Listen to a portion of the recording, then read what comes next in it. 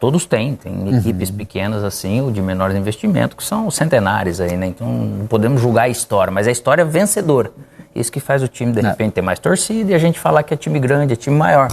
Se fosse jogar hoje Portuguesa e Capivariano, seria um jogo, lógico, mais equilibrado, né, no caso entre eles. Mas a Portuguesa parece que está um passinho na frente desde que se transformou em SAF. Tanto que pegou o Fábio Matias como treinador, que já treinou, né, Série A, esteve no Botafogo, Juventude, enfim, para poder participar desse projeto e vir fazendo um campeonato super decente. Agora é curioso, né? O Palmeiras perdeu uma partida de 4-0 no Campeonato Paulista, foi ali um momento de instabilidade e tal, contra o Novo Horizontino, um time da segunda divisão do Campeonato Brasileiro que tem batido na trave, né? Para subir para a Série A. Mas, na maioria, talvez esse jogo seja, estou falando aqui e rodando o HD, né? Para puxar aqui pela memória. Talvez esse jogo seja a exceção que confirma a regra, não? O Palmeiras não tem tido dificuldade nos jogos deste começo de temporada em que ele entra como o favorito. Assim, você olha para o jogo e fala, não, aqui tem uma discrepância grande. Capivariano e Palmeiras.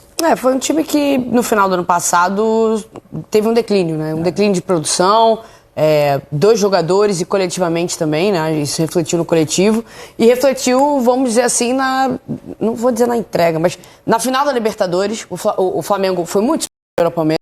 A gente esperava talvez um jogo mais equilibrado. Não foi o que aconteceu, por mais que o placar tenha sido um placar magro, o Flamengo foi muito melhor.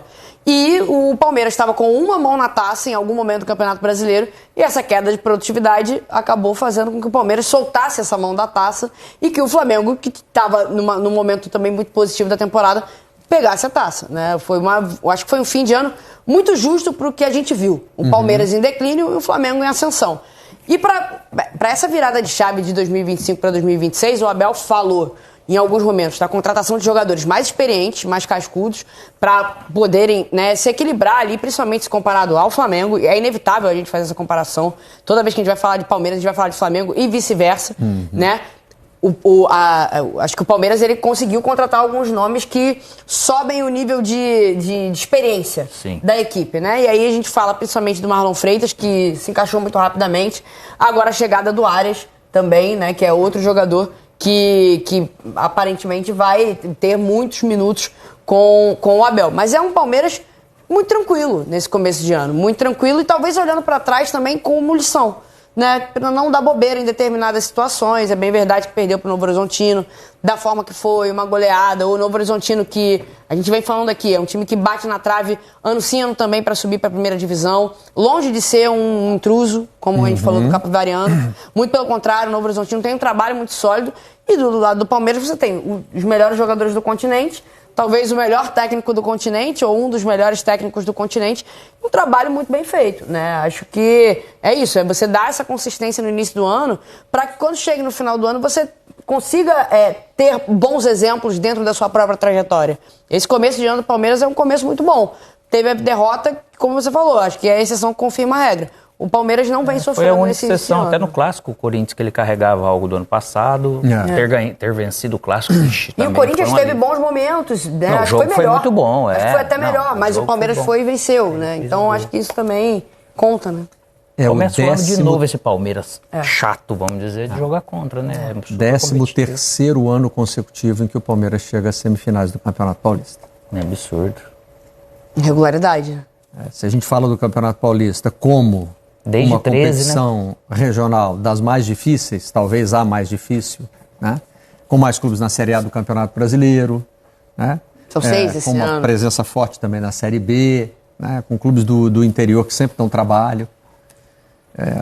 Não é assim, não é tão raro um grande ficar fora da semifinal.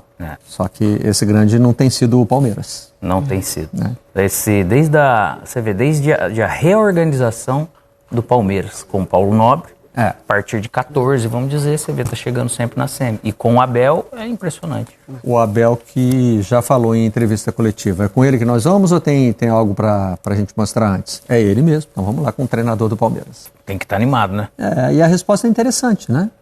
Ele parece estar disposto a fazer um 4-2-4 tipo Ancelotti. É.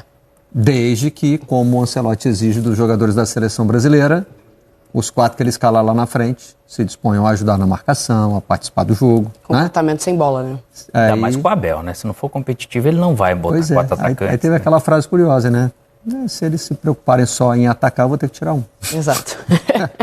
Mas que, na verdade, ele já põe esses 4 hoje, né? Porque o Alan é esse atacante pela beirada, mas que é meia também. O Maurício com mais os 2 atacantes. Então o modelo dele se encaixou nisso daí, né? Exato. Vai ser raro, eu acho que o momento... O Maurício é um meio campista também, que joga pela beirada, vindo pra dentro e tal, né? Mas não tem como fugir muito. Vai depender muito do que o jogo pede também, né? Claro que dentro de um desenho a gente já consegue enxergar muitas vezes esse 4-2-4, mas é isso, acho que o Abel Paz e Amor, ele agrega muito, né? Ele fala muito sobre tática, sobre futebol, sobre o jogo jogado, e acho que isso é muito importante. O problema é que nem sempre ele tá paz e amor, mas hoje ele tava tranquilão. Hoje ele tava tranquilão. O momento é bom demais. É isso, não, mas tem que ser, tem que aproveitar. Tá jogando bem e tá chegando reforço. Agradeceu a Leila pela contratação do Arias, né? Entende que é um jogador muito importante. Que, aliás, como dissemos hoje, saiu do banco, entrou no lugar do Alan. Né? Isso. Próximo jogo contra o Fluminense. É mole? Nossa. E aí? Assim... Contra o ex-time do Arias. Vai chegar uma hora que ele ia ter que jogar. Vai acontecer. Pra quem tem uma história gigante, lógico que tem algo, você tá ali defendendo o seu time, mas o voltar tem aquele sentimento, que é natural. Não tem parte. como... eu rasguei, risquei, ele vai defender o Palmeiras da minha maneira, mas isso não tem nada a ver com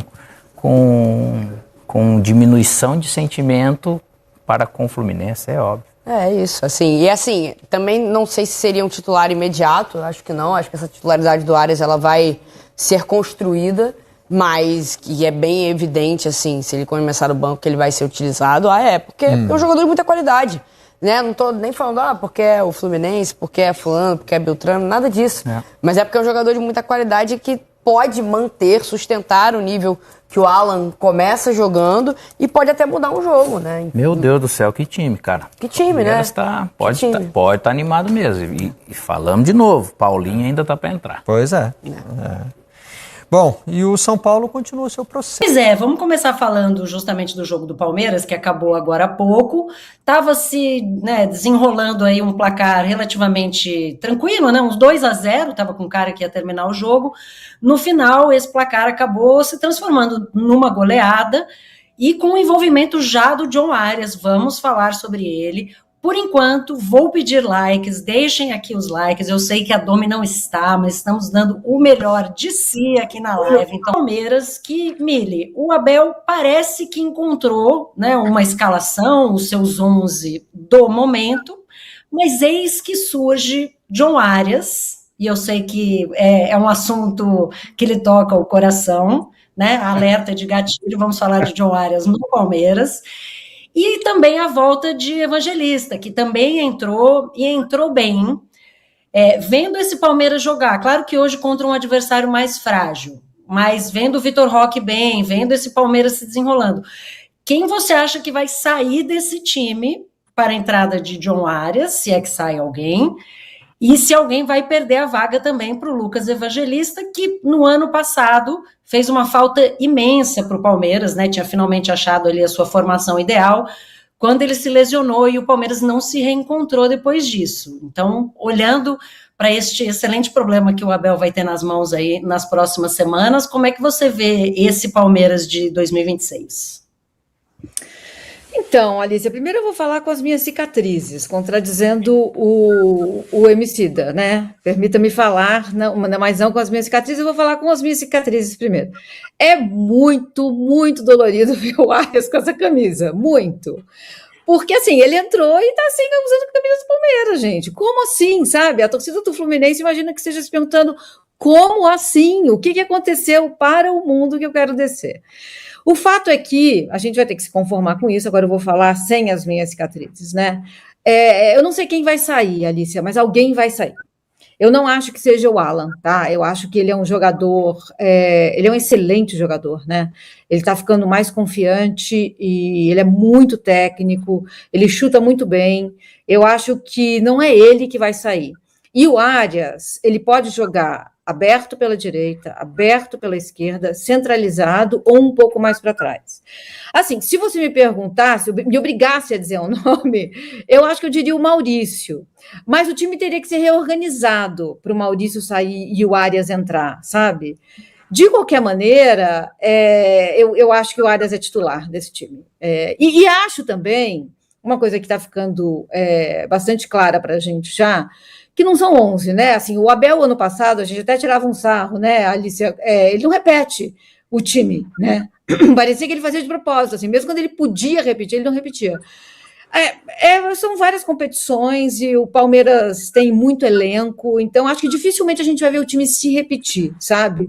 Mas eu acho que vai haver uma coluna vertebral nesse time e ela vai ter o Arias como peça, sabe? Eu apostaria nisso. Apostaria não é mais um verbo que dê para usar, né? Eu confiaria nisso. Pois é, fica essa dúvida, e nas conversas que eu tenho ouvido de palmeirenses, acaba sempre sobrando para o Maurício.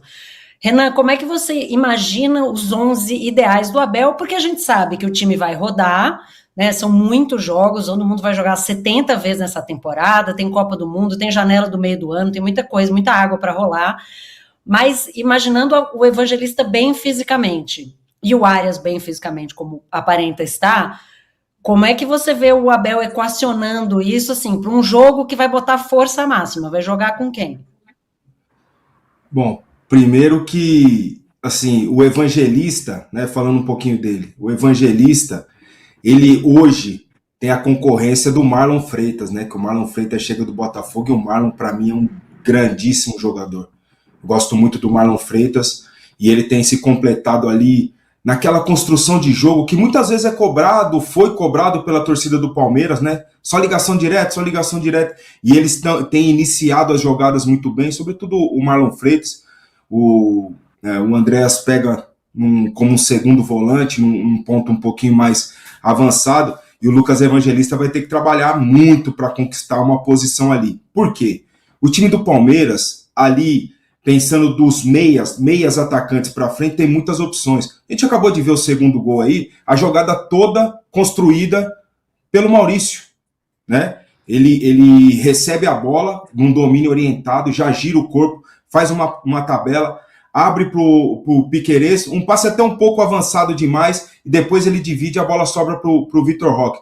Então é um jogador que está produzindo bem, está produzindo mais do que produziu em algum momento do ano passado. Então é um jogador que também não é fácil tirar, mas concordo com a Mili, em algum momento o John Arias vai ser titular e titular absoluto do Palmeiras. Nesse momento eu não tiraria o Alan.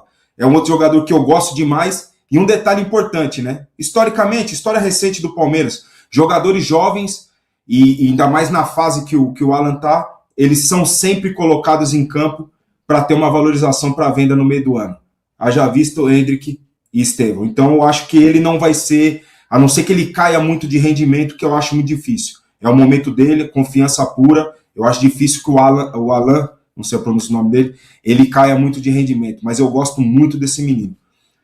A gente olhar esse jogo contra o Capivariano, fica uma imagem clara do quê? Pô, Palmeiras arrebentou, quando a gente vê principalmente quem vê o placar final.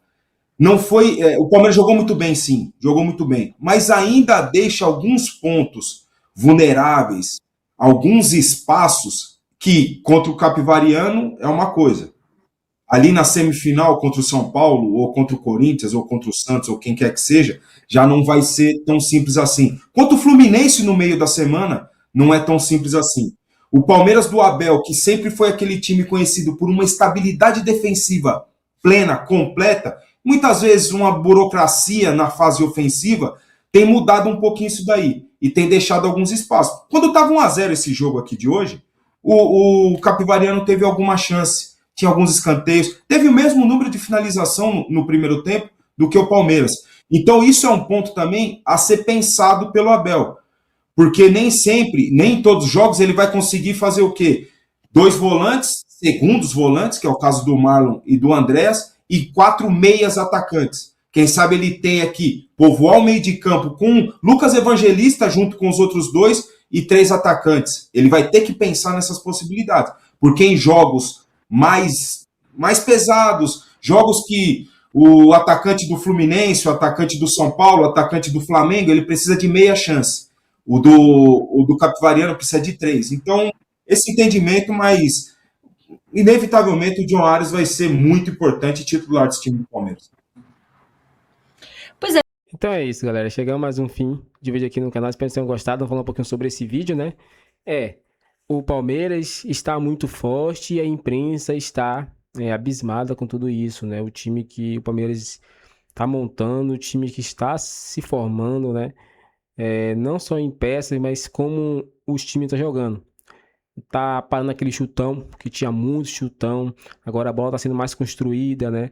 Tanto pelo meio de campo, pelas laterais. E isso é muito bom. E com Arias ali como cabeça junto com Marlon e Andrés Pereira, vai ter muito mais chance de Vitor Roque, Flaco Lopes fazer gol, né? Então, esses jogadores que são fundamentais lá na frente vão receber bolas uma atrás da outra e assim vai poder fazer os gols aí para o Verdão. E com isso, né? Quem ganha com isso é o Palmeiras, que cada vez mais vem pontuando, vem vencendo jogos e vencendo títulos, né? Títulos aí que já pode ser o Campeonato Paulista, né? Mas é isso, torcedor. Você tá confiante? Tá gostando da forma que o Palmeiras tá jogando? Deixe sua opinião aqui pra gente, se inscreva no canal e ative o sininho para não perder nenhum vídeo, galera. Agora valeu aí e até o próximo vídeo.